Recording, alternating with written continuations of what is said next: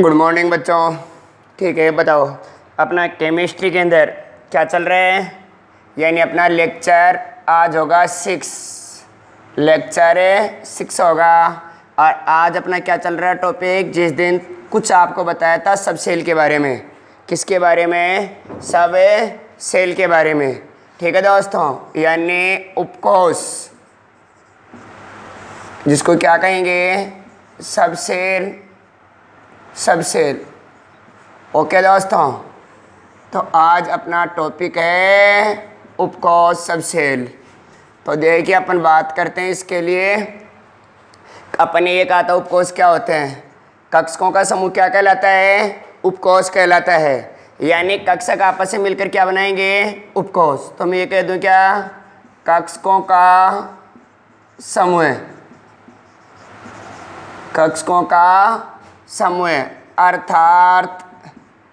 अर्थात कक्षक आपस में मिलकर, कक्षक आपस में मिलकर क्या बनाते हैं दोस्तों? उपकोष।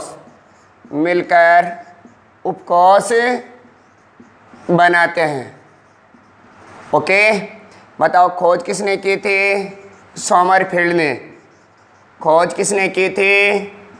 सोमरफील्ड ने खोज की थी, सोमरफील्ड ने। और मैं कहूँ तुम्हारे को कि उपकोष में अधिकतम इलेक्ट्रॉन, उपकोष में अधिकतम इलेक्ट्रॉन, तो उपकोष में अधिकतम इलेक्ट्रॉन का सूत्र है 212+1। ठीक है दोस्तों, उपकोष में अधिकतम इलेक्ट्रॉन का सूत्र क्या है? 2 कोष्टक में 12+1। और यहाँ याद रखना, यहाँ एल क्या भाई? द्विगंशी क्वांटम संख्या, जो अपन पढ़ेंगे आगे।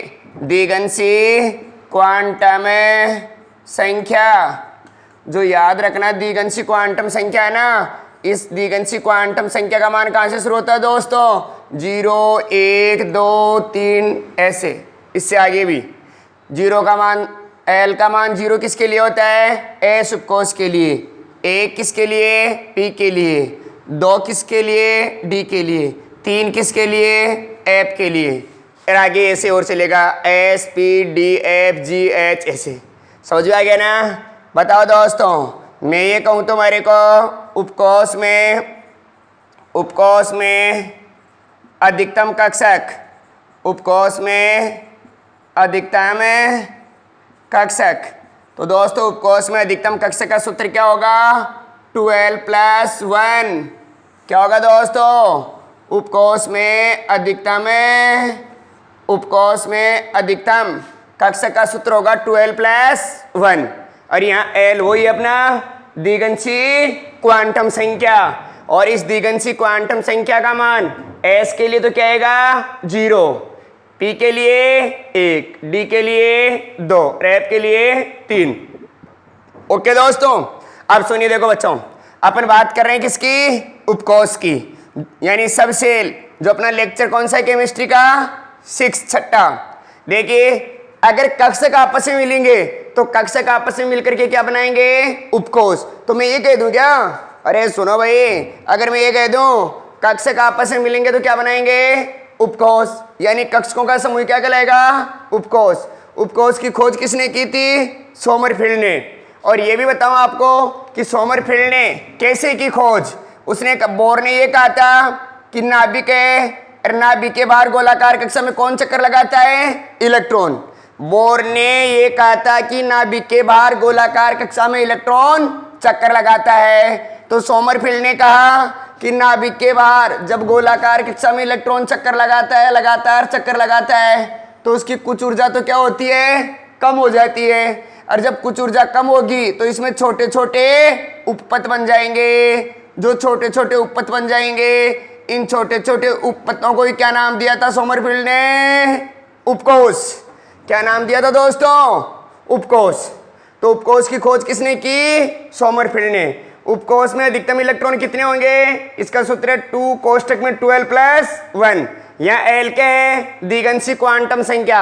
आगे अपन पढ़ेंगे पूरा क्वांटम संख्या क्या होती है। इस एल का मान 0 1 2 3 से लेकर के इनफाइनाइट होगा। इस दिगंशी क्वांटम संख्या एल का मान 0 किसके लिए, एस उपकोष के लिए, और 1 पी उपकोष के लिए, 2 डी उपकोष के लिए, 3 एफ उपकोष के लिए। आगे भी ऐसे ही होगा, लेकिन अपने सिलेबस में केवल ये 4 उपकोष दिए हुए हैं।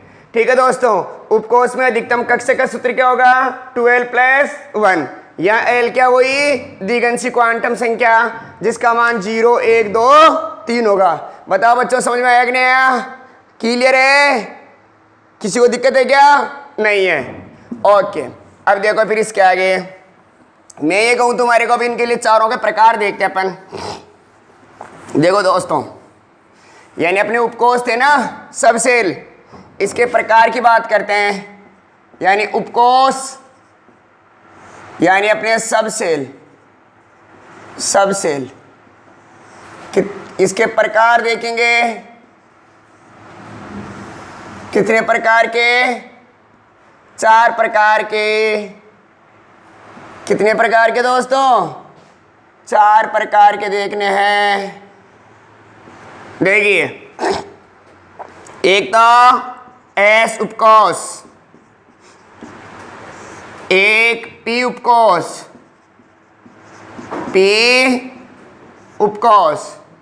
एक डी उपकोष और एक एफ उपकोष। क्लियर है। अब देखो दोस्तों, एस का मतलब क्या है, शार्प। एस का मतलब है शार्प यानी सतही। इसमें इलेक्ट्रॉन कहाँ पाए जाते हैं भाई, सतह पर। पी का मतलब क्या है, प्रिंसिपल। पी का मतलब है प्रिंसिपल यानी मुख्य। इसमें इलेक्ट्रॉन मुख्य अक्ष पर पाए जाते हैं, प्रिंसिपल यानी मुख्य अक्ष पर। डी का मतलब डिफ्यूज्ड। डी का मतलब है डिफ्यूज्ड यानी विसरित। डी का मतलब है डिफ्यूज्ड यानी विसरित, यानी अक्षों के बीच में भी पाए जाते हैं और अक्षों के ऊपर भी। एफ का मतलब है फंडामेंटल। फंडामेंटल यानी सैद्धांतिक, यानी इसमें किसी सिद्धांत के अनुसार लेने हैं, भरने हैं। किसके अनुसार दोस्तों, सिद्धांत के अनुसार। तो अब देखिए, अपन ये बात कहें, जो एस उपकोष है इसकी आकृति कैसी होगी, इसकी आकृति होगी गोलाकार। कैसी होगी दोस्तों, गोलाकार। पी की आकृति कैसी होगी, पी की आकृति डमलाकार, डमरू की तरह भाई, डमलाकार। डी की आकृति कैसी होगी, द्विडमलाकार। इसकी आकृति होगी द्विडमलाकार। इसकी आकृति होगी द्विडमलाकार। इसकी आकृति होगी द्विडमलाकार। और इसकी आकृति होगी जटिल। इसकी आकृति होगी जटिल, क्योंकि इसमें जो अपन, इसमें तो जैसे एक ही अक्ष पर बनाए डमलाकार, इसमें 2 अक्षों पर और इसमें 3 अक्षों पर एक साथ बनाएंगे।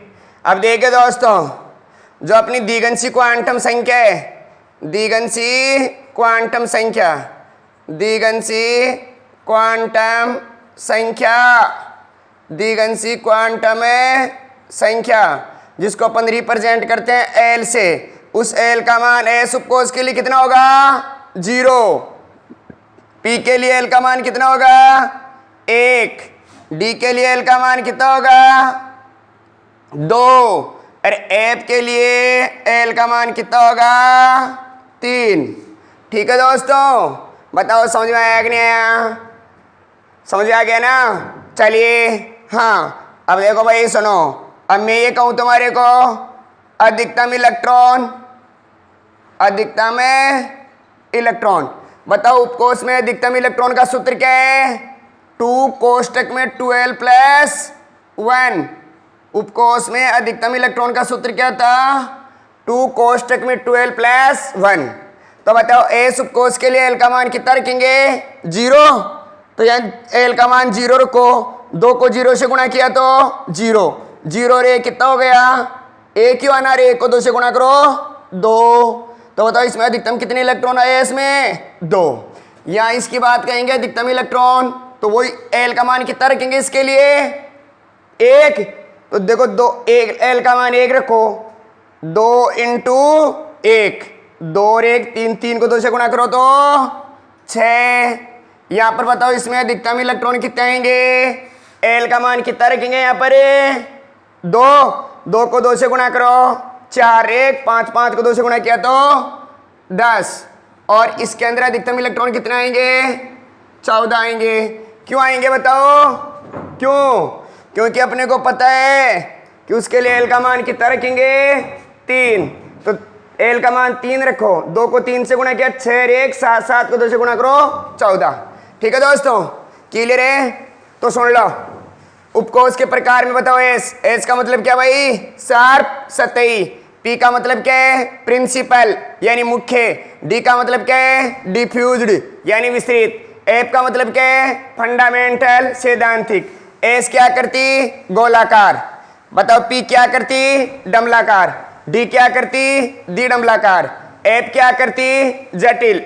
और बताना एल जो द्विगंशी क्वांटम संख्या है उसका मान एस के लिए तो कितना आएगा? 0, पी के लिए कितना आएगा? 1, डी के लिए 2, एफ के लिए 3। अब एस में अधिकतम इलेक्ट्रॉन कितने आते हैं? 2, पी में 6, डी में 10 और एफ में 14। अब ये कैसे आते हैं ये और डिस्कस कर लेते हैं। मैं एक और आगे बना देता हूँ फ्लो चार्ट। बताओ बच्चों यहां तक समझ में आया कि नहीं आया? क्लियर है? किसी को कंफ्यूज हो तो बोलना। नहीं है भाई तो सुनो फिर, अब समझ गए? देखिए बच्चों,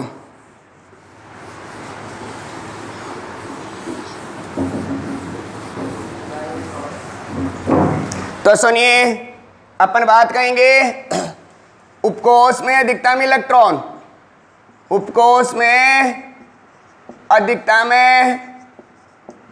इलेक्ट्रॉन सूत्र क्या था? 2 कोष्टक में 12 प्लस 1। बोलो भाई, एस उपकोष में, एस उपकोष में अधिकतम इलेक्ट्रॉन, एस उपकोष में अधिकतम इलेक्ट्रॉन। एस के लिए बताओ एल कितना रखोगे रे? 0। तो 2 कोष्टक में 2 इंटू 0 प्लस 1, 2 को 0 से गुणा करो 0, 0 और 1, 1 हो गया, 2 इंटू 1 यानी 2। क्लियर है ना? ऐसे अपन बात करेंगे पी उपकोष में अधिकतम इलेक्ट्रॉन बराबर 2। बताओ पी के लिए एल का मान कितना रखना है? पी के लिए एल का मान 1, 2 इंटू 1 प्लस 1, 2 को 1 से गुणा करो 2 और 1 3, 3 को 2 से गुणा करो 6। इसी प्रकार डी उपकोष में अधिकतम इलेक्ट्रॉन, बताओ डी के लिए एल कितना होगा? 2 होगा ना? तो एल का मान कितना रख देंगे? 2, 2 इंटू 2 प्लस 1, 2 को 2 से गुणा करो 4, 1 5, 5 को 2 से गुणा करो 10। इसी प्रकार एफ उपकोष में अधिकतम इलेक्ट्रॉन, एफ उपकोष में अधिकतम इलेक्ट्रॉन, एल का मान कितना रखेंगे एफ के लिए? 3। तो 2 इंटू 3 प्लस 1, 2 को 3 से गुणा करो 6, 6 1 7, 7 को 2 से गुणा किया तो 14। बोलो दोस्तों हाँ या ना? क्लियर है? अब याद रखना, उपकोष में अधिकतम कक्षक, उपकोष में अधिकतम कक्षक, अधिकतम कक्षक, तो इसके लिए क्या करोगे? बस 2 मत लगाना, 12 प्लस 1 ये कर देना। एस के लिए एल कितना रखोगे? 0, पी के लिए 1, डी के लिए 2, एफ के लिए 3। यानी यहाँ पर जो एल है वो अपने को क्या रखना है? 0। किसके लिए? एस के लिए। 1 किसके लिए रखोगे? पी के लिए। 2 किसके लिए रखोगे? डी के लिए। 3 किसके लिए रखोगे? एफ के लिए। बताओ समझ में आया कि नहीं आया? तो एस उपकोष में अधिकतम कक्षक ज्ञात करेंगे, यानी एल का मान 0 रखेंगे तो कितना आएगा? 1। जब अगर मान लो पी के लिए निकालेंगे, अरे एल का मान 1 रखेंगे तो कितना आएंगे? 3। डी के लिए एल का मान कितना रखेंगे? 2 तो कितना आएंगे? 5। और एफ के लिए अगर एल का मान कितना रखेंगे? 3 तो कितना आएंगे? 7। बताओ समझ में आया कि नहीं आया? तो बताओ उपकोष में अधिकतम इलेक्ट्रॉन का सूत्र क्या है? 2 कोष्टक में 12 प्लस 1। और याद रख लिया ना ऐसे एस वही एल का मान है अपना 0 1 2 3। 0 तो एस के लिए, 1 रखना है पी के लिए, 2 रखना है डी के लिए और 3 रखना है एफ के लिए। तो ऐसे याद कर सकते हैं एस के लिए क्या जाएगा बताओ? अधिकतम इलेक्ट्रॉन 2। पी के लिए क्या जाएगा? 6। डी के लिए कितने आ जाएंगे? 10। एफ के लिए कितने आ जाएंगे? 14। किसी को कंफ्यूज है क्या? बोल देना भाई दोबारा से, समझाना हो तो भले ही। देखो अच्छा स्टूडेंट वो होता है जो टीचर के साथ है ना 100% तो समझ जाए और 90% तो क्या कर ले? याद भी कर ले, वो अच्छा स्टूडेंट होता है। तो भले आपको समझ में नहीं आए तो भले आप 5 बार बूझ लिया करो मुझे, लेकिन समझ में आना चाहिए। क्लियर है? किसी को डाउट है क्या? नहीं है। अब बताओ जैसे मैं कहूं तुम्हारे को एस उपकोष में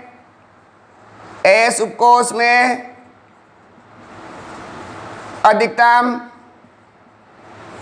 कक्षक, तो बताओ एस उपकोष में अधिकतम कक्षक एल का मान कितना रखोगे इसके लिए? 0। तो 2 × 0 प्लस 1। 2 को 0 से गुणा करो 0 और 1 1 कितना आया? 1। इसी प्रकार किसका निकालेंगे अपन? पी का, डी का और एफ का निकाल सकते हो ना? चलो निकालो, फिर बात करता हूँ, मैं आता हूँ। ठीक है, निकालो ये फिर लो।